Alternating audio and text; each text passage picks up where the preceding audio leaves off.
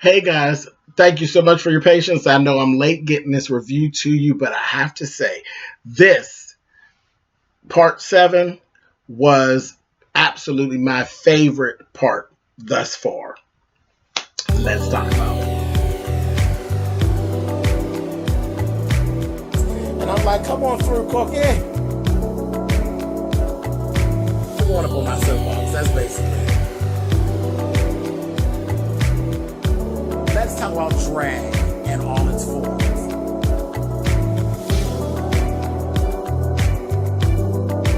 What, Cookie?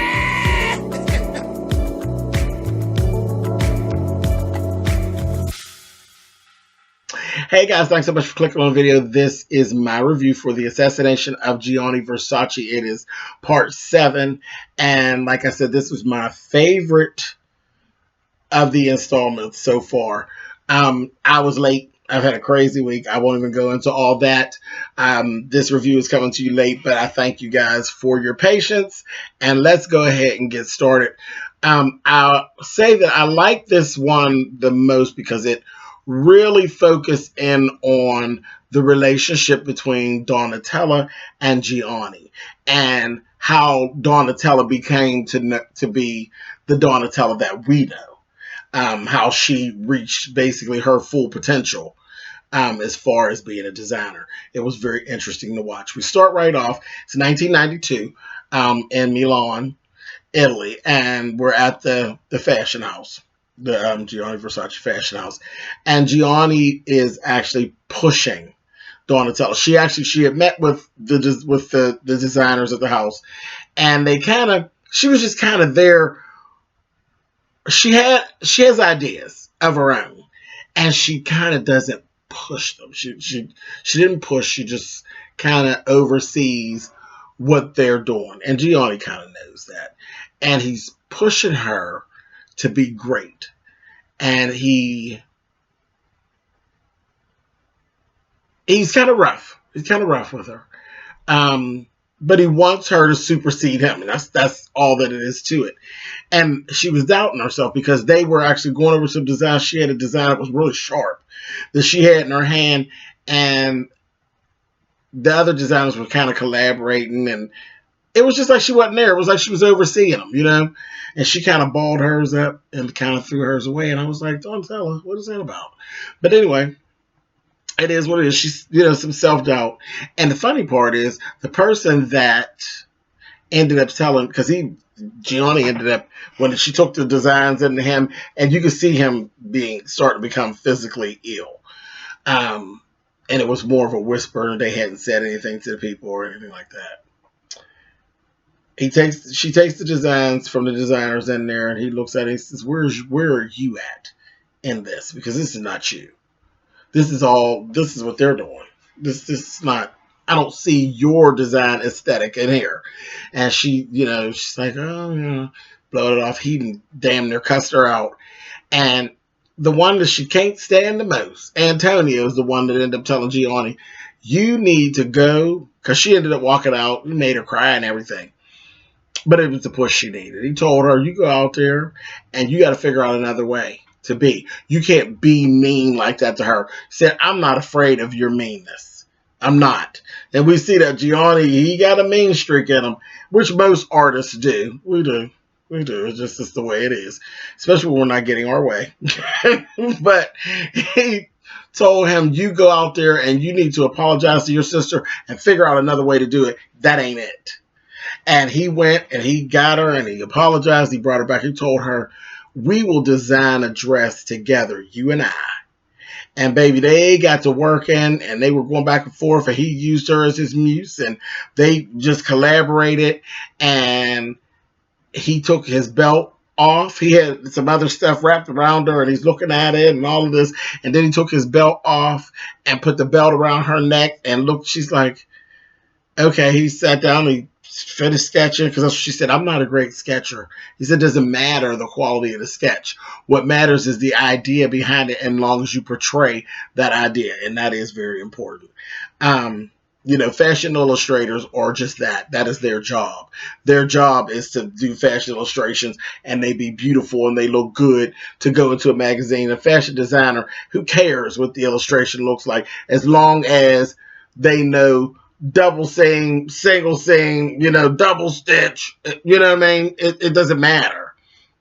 It could be on stick figures, as long as the people who have to sew know what you're talking about.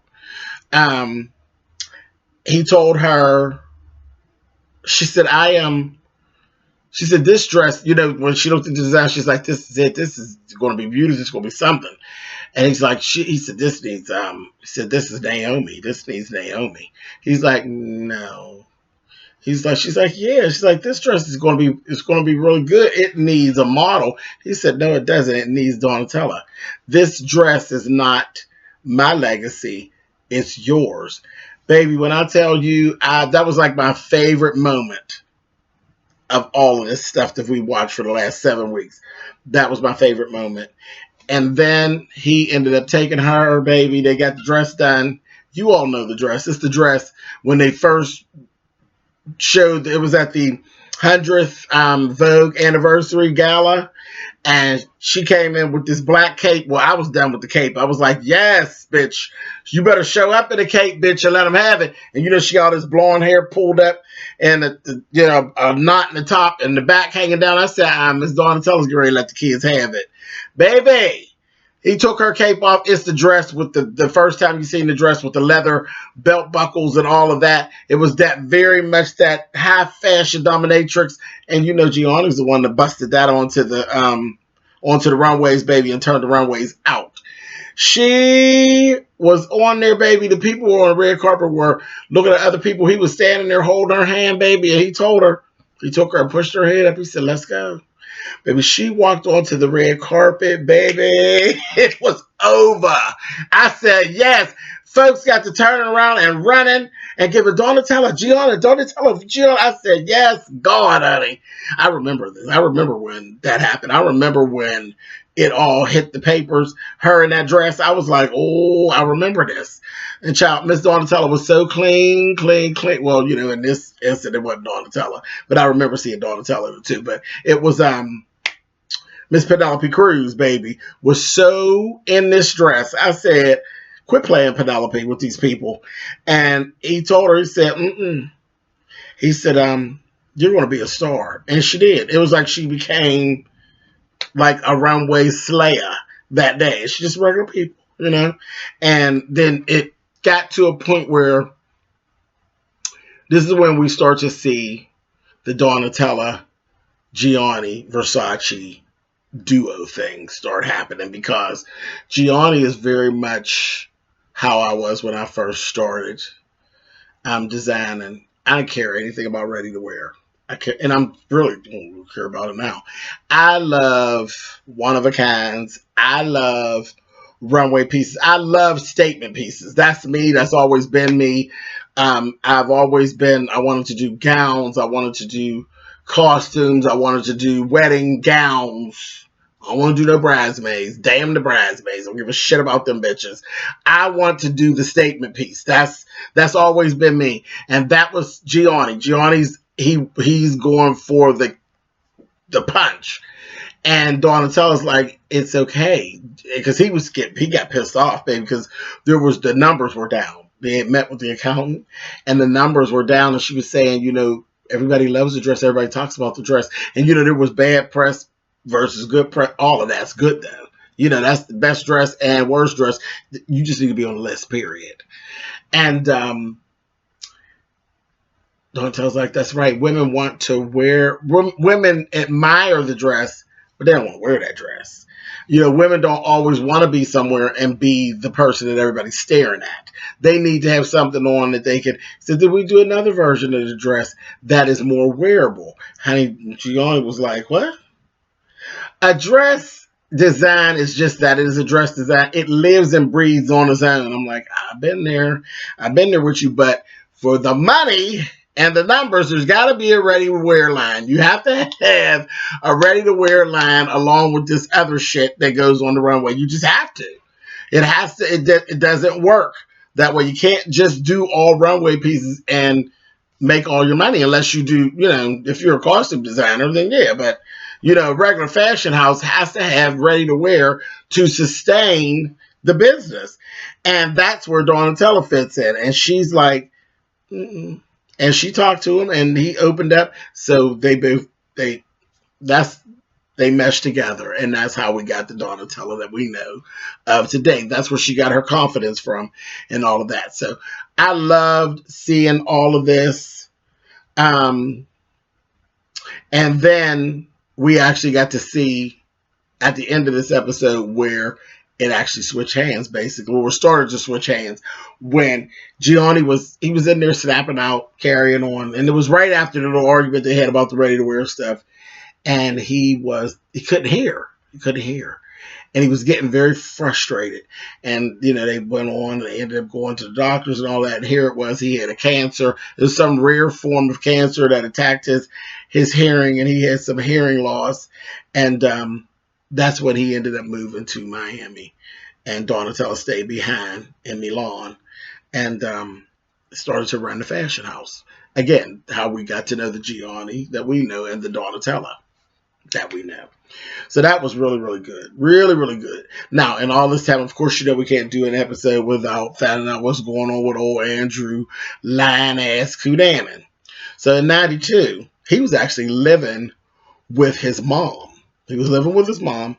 He was hanging out with Jeff here and there. He was approached one night by this older gentleman and carrying on. And this, at that point, is when he ends up meeting Norman. And you find out later on that this older guy that's out there in the bar, he's actually like a scout. He's being said that, Norman has shit ton of money. And Norman and Lincoln is, remember, they touched on a little bit about Lincoln. Lincoln, they said he had died. Lincoln was Norman's lover, and he actually died. But it was Lincoln had a high sexual prowess. It wasn't Norman. That's where I'm going to explain the information and the relationship that Norman had. Remember, that was weird, a relationship that Norman had with Andrew Cunanan. It didn't seem like they slept together, but that Andrew was used a lot of Norman's money. But to me, it didn't seem like he really slept much with Norman. Here it was really Lincoln. It was the ex-lover. And they never said how the ex-lover died. And the way they just made reference to the way he died. And I thought that he had died of HIV complications. They never said it, but that's what it kind of led you to believe that ain't what happened at all. So keep listening. Okay, so he ends up meeting Norman and Lincoln and the best friend. Remember the best friend, the queen, just lets him have. The queen been letting him have it all along, baby. Letting him have it. Baby, he gave her very much of, honey, you better hurry up and take that rented tux back, honey. They start to charge by the day. She was always reading. She never trusted him. She didn't care for him at all. At all. And then we figured it out that it was really about, it wasn't so much about Norman. It was really about Lincoln. Lincoln was the one that was screwing Andrew. So this was going on. It was like just a little hit here and a hit there. And Andrew actually tried to submit himself to an escorting agency, baby. The lady in the escort agency broke him down to the lowest common denominator, baby. He went in there trying to tell her all them lies and all that mess. Hey, this is her business. This is what she does. She told him, honey, listen. He said, I'm well endowed. She said, show it to me. I said, oh, she wasn't going for it. He stayed telling her no lies. When he pulled it out, she's like, all right, that wasn't a lie. He did have a big one, honey. So he put it back. She said, well, I can't do anything with what you're telling me. You're telling me that you're part Asian and your mother is something else. He's like, honey, listen. She said, you're a big dick Filipino, honey, and there's nothing I can do with you. I can't sell you at all, honey. It doesn't work. It doesn't matter how many stories you tell and how many books that you've read. None of that matters. Our clients are, they are what they are. If I'm going to deal with a Filipino, She's like, I don't really have nowhere to even put a Filipino. If you were actually Asian, then, you know, there's a certain thing that they want. If you were Latino, honey, you'd have to be a stud. You're not that. She's like, I can't sell you. He's like, well, I'll sell myself. And he walked on out there, and you know, that's how he does, honey. So he ended up linking up and getting all entwined, you know how he does, with Norman and Lincoln.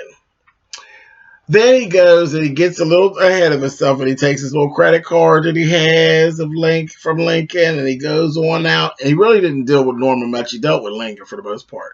He goes on out, and he was out vacationing in San Francisco, and this is when he met David. And they had their little tryst. And he was lying and all of this shit. I mean, he just lie. And you can see him taking one lie and getting stories from somebody else and making it part of his story and carrying on. He was just a mess.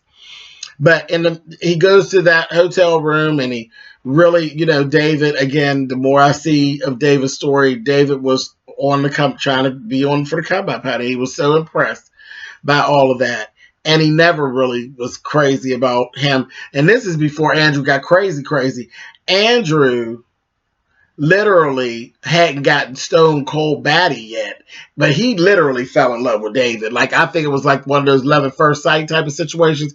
He literally did fall in love with David, but David wasn't ever, you know, he would have used him, you know. That was bad part of his personality, but whatever. So they did all that. Him and Lincoln end up talking to him. Lincoln's like, what are you doing in San Francisco? This, that, thing, the other. He's like, it's an itemized bill. Who are you with? You're lying to me. I can see it all in the itemized bill, this, that, and the other. He was talking some mess to him, and he said, you know what? I ain't got time for it. He hung up on him. He got upset, and he hung up on him. He's like, it's done. Hung up. Then we see the older gentleman out again, the one that scouted Andrew. He's scouting this other little guy, cute little drifter, little child. And then we see him. That's how we figured it out. He'd come back, and he's got this guy, and this guy's there, and he's talking to Lincoln, and you can tell he's very, very nervous. He's a drifter, you know, and it's all about this money and everything, and just, he wasn't right. And Andrew has come into the house. He let himself into the house. You know, they had a big old house. He let himself into the house, and he eased up to the room like, what the heck is he doing? And sees that, oh, he's got another gigolo, basically, there. And Andrew happened to walk in, and the guy, it just went sour. And Lincoln really told the guy, he's like, well, here, finish your drink. I'll give you a little money, and you can go. You know, ain't a thing. He wasn't trying to take nothing from him. He's like, I'm not going to touch you. I'm not going to do anything to you that you don't want me to do. You know, I'll just take your drink, and then you can go. He took the drink out of his hand, and that's all he did was took the drink out of his hand. But the guy just wasn't with it. He just wasn't right. Everything with him wasn't lined up, and he just couldn't handle this whole gay interaction that he had gotten himself into. I felt really bad for him, too, because he got himself into a position chasing money that he had no business being in, and he didn't really know how to, you know, he wasn't all there anyway, and he just didn't know how to handle that, because that's what he told me. He said, what are you doing in the gay bar? He said, I'm not gay, I'm just here to drink. He said, well, that's what the guy told me. He said, well, why are you here? And this was partly his fault, because you picking out people. Why would you pick him? Well, the type. It was the type. But he told me, he said, I don't like men. I'm not gay. I just, you know, gay guys buy me drinks. He's just a user and a drifter, you know. And he bit off more than he could chew, and he snapped. He just, you could see he was just so uneasy, and he just out of nowhere. I mean, Lincoln wasn't posing as any type of a threat to him. He took and picked up one of their little trinkets they had, and he beat Lincoln to death. And Andrew was standing by the closet and seeing it all. And then the guy seen Andrew, and Andrew was like, oh, you know, that's why I said Andrew wasn't on his crazy shit yet either. He was like, well, he gonna say, you should just run. You should run. Like, you should leave. You should run. He's like, he tried to kiss me. He will say, yeah, I know. Nothing but a lie. He ain't trying to kiss him. Tell him a lie. But, you know, back then in 92, this is how the gay bashing stuff used to go, honey. And it didn't matter what you said, honey. It just happened, and it was that, and they didn't give a shit. It just happened. So he told him, you should run. And the guy eventually ran. He did end up turning himself into, that's why I told you he wasn't all there. He turned himself into a hospital in like the next state over and ended up admitting to the murder and all of that. But anyway, long story short, that was the end of that. So that left Norman by himself. Andrew then manipulated Norman into letting him be like basically a companion for him. He caught him at a weak moment. He became a companion for him. I'm sure some sex did actually take place, but it really wasn't about sex, between Norman and Andrew. Andrew caught Norman at a very weak point, and he became a companion for him. It was more about not being alone than it was about the sex stuff. But we know how that ended up happening. When he did decide to go, he was going to leave and go to live with Norman in this house. Norman was going to build a house. They were going, he had him good, honey. He had him good. And Andrew and his mother got into it because the mother was like, he told the mother a lie that he was going with Gianni Versace. Gianni Versace was always his story. Didn't even know Gianni all like that. Met him one time, and that was it. And they didn't have sex or nothing like that. That was it. I said, just as crazy as cat crap. His mother was like, well, I'll go with you. You told me you was going to take me with you. This, that, the other. They kept going back and forth. Next, he done pushed her into the wall and fractured her damn shoulder. And when they got down to the hospital, she was just like, she lied. She's like, oh, no, my son, he always takes care of me. He's a good boy. He's a good boy. And he just cried. But then he went on off and he left her. And he went on and moved with Norman. And that brought us up to where we ended the last one. And you all know how that all ended up. Crazy ass, lying ass Andrew Cunanan, honey. He was a lying crazy something, honey. But anyway, in this part, this was really a good part. It wasn't so eerie, and it's he got crazier as time went on. But this is when he was at the height of his manipulation and carrying on. Very, very good. 2 more episodes left, you guys. All right, I will catch you all later. Bye.